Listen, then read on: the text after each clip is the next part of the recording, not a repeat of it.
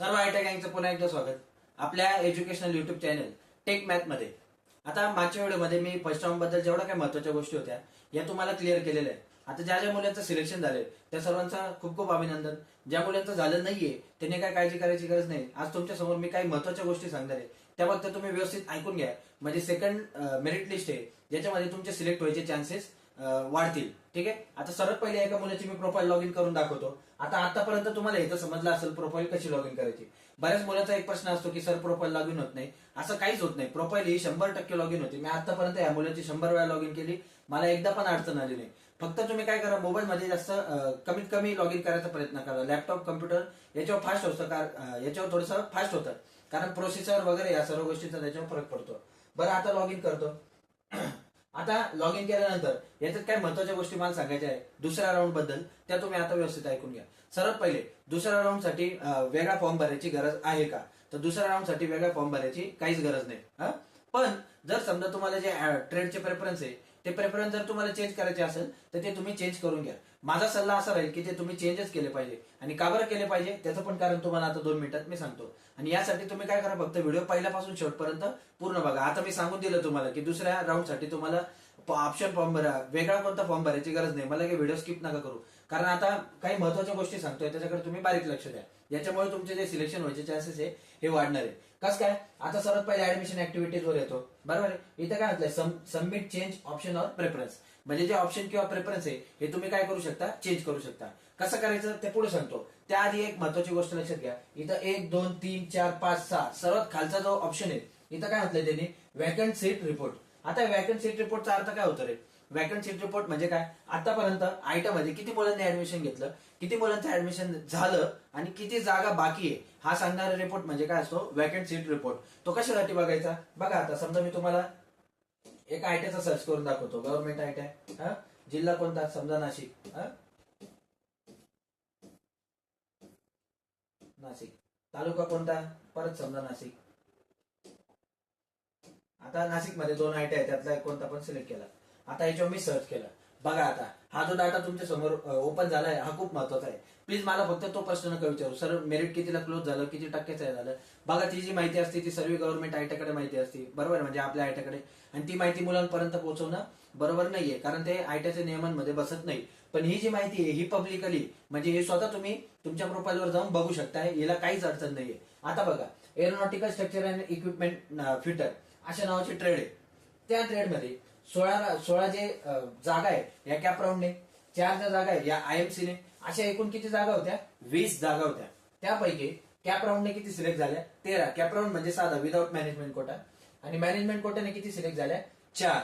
म्हणजे 13 आणि 4 किती ऍडमिशन झाले? 17. आता तुम्ही एवढं तर गणित तुम्ही शिकलेले की किती जागा उरल्या आणि किती भरल्या गेल्या याच्यावरून तुम्हाला अंदाज येऊन जाईल. टोटल जागा होत्या 20 आणि भरल्या किती गेल्या? 17. मग आता जागा किती उरल्या?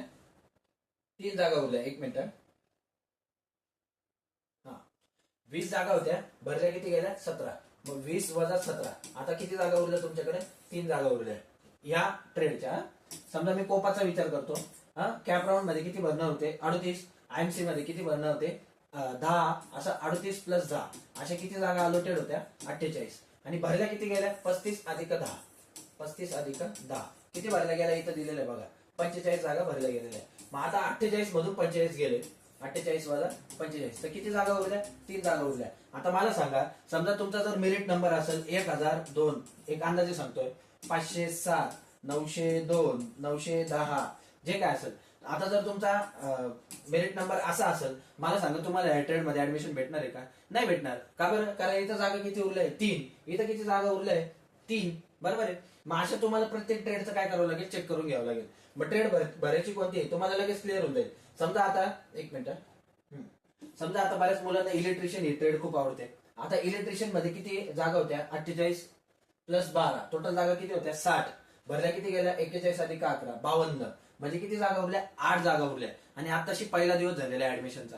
तर उद्या परवा ज्या मुलांचे नंबर लागले ते पण ऍडमिशन घेऊ शकता. तर तुम्ही काय करा, आज लगेच ऑप्शन प्रेफरन्स चेंज करू नका.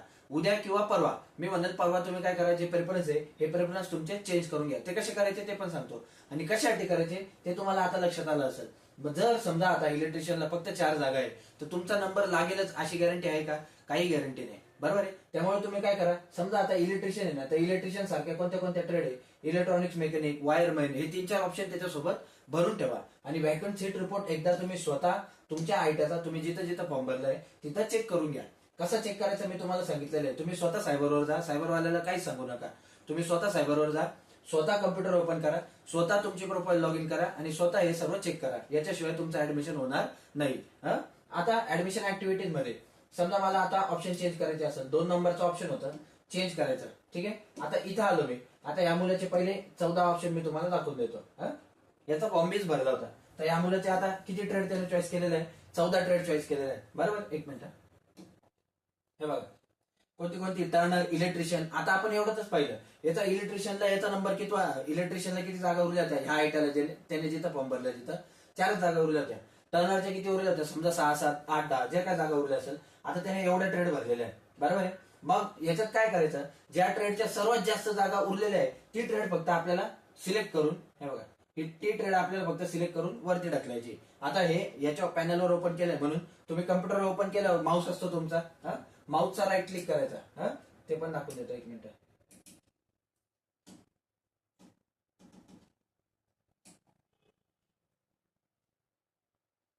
ठीक आहे, बर. असा तुमचा माऊस वगैरे काय जे काय असेल, असा माऊस असतो. या माऊसला इथं एक क्लिक असतं, इथं एक क्लिक असतं. तर हा राईट क्लिक करायचा. राईट क्लिक केल्यावर ती ट्रेड सिलेक्ट होती आणि ती ट्रेड फक्त काय करायची, वरती सरकवून द्यायची. कोणती ट्रेड, ज्या ट्रेडचे हे जे आपल्या जागा जे आहे, जागा जास्त रिकाम आहे अशा ट्रेडचे. हे बघा मी समजू शकतो तुम्हाला इलेक्ट्रिशियन ट्रेड खूप आवडते, तुम्हाला टर्नर खूप आवडते, पण मग आता जागा नसेल तर मग तुमचा नाईलाज होऊन जाणार आहे. मग तुम्ही आणखी काम काय करू शकता, इलेक्ट्रिशियन सारख्या दुसरा ट्रेड कोणता आहे, इलेक्ट्रॉनिक. समजा तुम्हाला मेकॅनिक मोटर व्हेकल ही ट्रेड आवडते, पण आता तिच्या जागा खूप कमी उरलेल्या आहे. मग तिच्यासारखी दुसरी ट्रेड कोणती आहे, mechanic diesel, tractor mechanic, fitter खूप आवडते. मग हिच्यासारखी दुसरी कोणती आहे, टर्नर. समजलं. तर मग असे एकाच एक असे तुम्ही ऑप्शन काय करा, त्याच्यात ऍड करून ठेवा, असा माझा सल्ला राहील. ठीक आहे. आणि हे नाही केलं तुम्ही तरी काय होणार आहे, की तुम्ही जे ट्रेड प्रेफरन्स टाकलेले तर हे ट्रेड प्रेफरन्स पुढच्या राऊंड साठी कंटिन्यू होणार आहे. जे तुम्ही पहिले याला टाकले तेच कंटिन्यू होणार आहे. आता हे तर झालं ट्रेड प्रेफरन्सचं, व्हॅकन्सी रिपोर्टचं. आता याची प्रोफाईल लॉग इन करतो. आणखी एक महत्वाची गोष्ट याच्यात सांगायची राहिली.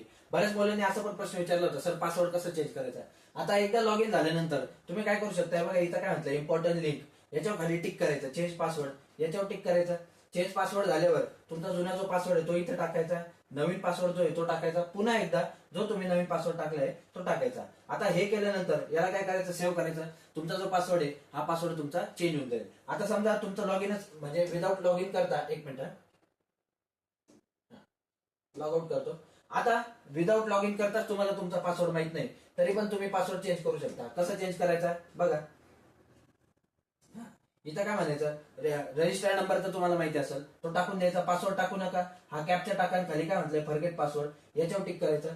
फॉरगेट पासवर्डवर टिक केल्यानंतर ते काय काय मागता, तुमचा रजिस्ट्रेशन नंबर मागता, जन्मतारीख मागता आणि रिसिव्ह पासवर्ड इन. तुम्ही 2 मोबाईल नंबर दिले असेल, एक रजिस्टर पहिला नंबर आणि एक दुसरा. समजा एक जरी दिला असेल तर तो मोबाईल नंबर तुमच्या जवळ ठेवा आणि तो मोबाईल नंबर सिलेक्ट करा आणि सबमिट करा. सबमिट केल्यावर लगेच 2-5 मिनिटात तुम्हाला एक मेसेज येईल. त्या मेसेजमध्ये तुमचा जो नवीन पासवर्ड आहे किंवा जो तुम्ही विसरलेला पासवर्ड आहे हा तुम्हाला रिसिव्ह होऊन जाईल. तर आता ऍडमिशनशी रिलेटेड तुमच्या त्या सेकंड मेरिट लिस्टच्या तारखा आहेत, या तारखा पण मी तुम्हाला क्लिअर करून देतो. सर्वात पहिले पहिल्या प्रवेश फेरीचा आपण पाहिलं. आता हे कुठपर्यंत चालणार आहे, 19 जुलैपर्यंत. आणि तुम्हाला पण तोपर्यंतच मुदत आहे. जे ट्रेडचे प्रेफरन्स आहे हे खाली वरती करायचे किंवा सिलेक्ट करायचे, तोपर्यंत तुम्हाला चान्स आहे. आता मुद्द्याचं सांगतो, 19 तारखेच्या आत तुम्हाला जो बदल करायचा तो करून टाका.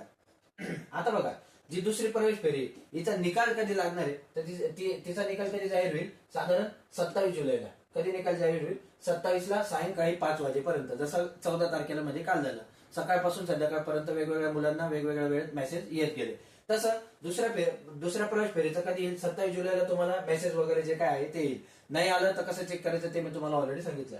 बरं, 28 ते 2 ऑगस्ट, 28 जुलै ते 2 ऑगस्ट एवढ्या दिवसांमध्ये तुम्हाला ऍडमिशन भेटायला चान्स राहील, ऍडमिशन घ्यायला चान्स राहील. आता याच्यात पण काय महत्वाच्या गोष्टी, जसं मी तुम्हाला पहिल्या राऊंड मध्ये सांगितलं, काय महत्वाच्या गोष्टी व्यवस्थित ऐका. पहिल्या राऊंड मध्ये काय होतं, जे तुम्ही 1, 2, 3 असे ऑप्शन भरले, समजा तुमचं जर पहिल्या ट्रेडला नाव आलं तर तुम्हाला ऍडमिशन घेणं कंपल्सरी होतं, नाही तर तुमचे पुढचे सर्व राऊंड कॅन्सल होणार होते. आता दुसऱ्या राऊंड मध्ये काय, निवड झालेले एक मिनिट, हे बघा, कोणत्याही उमेदवाराने सादर केलेल्या पसंती क्रमाच्या पहिल्या 3 विकल्पापैकी इथून इथपर्यंत बघा. पहिल्या 3 विकल्पांपैकी. आता जेव्हा तुम्ही दुसऱ्या राऊंडसाठी फॉर्म भराल ना, तेव्हा पहिला, दुसरा आणि तिसरा या 3 ट्रेड पैकी, म्हणजे समजा तुम्ही सुरुवातीला टाकलं टर्नर, मग टाकलं फिटर, मग टाकलं इलेक्ट्रिशियन, त्या 3 ट्रेड पैकी तुमचा कुठे पण नंबर लागला तरी तुम्हाला ऍडमिशन कंपल्सरी घ्यावंच लागेल. आणि नाही ऍडमिशन घेतलं तर पुढे सर्व जे राऊंड आहे तुमचे हे बाद होऊन जाईल. आलं लक्षात? तर मग तुम्ही पहिले 3 ज्या ट्रेड भराल ना, या थोड्याशा विचारपूर्वक भरा. कालच्या व्हिडिओमध्ये मी अजून एक गोष्ट सांगितली की आपली जी वेबसाईट आहे ना, त्या वेबसाईटवर प्रत्येक ट्रेडची व्हिडिओमध्ये माहिती दिलेली.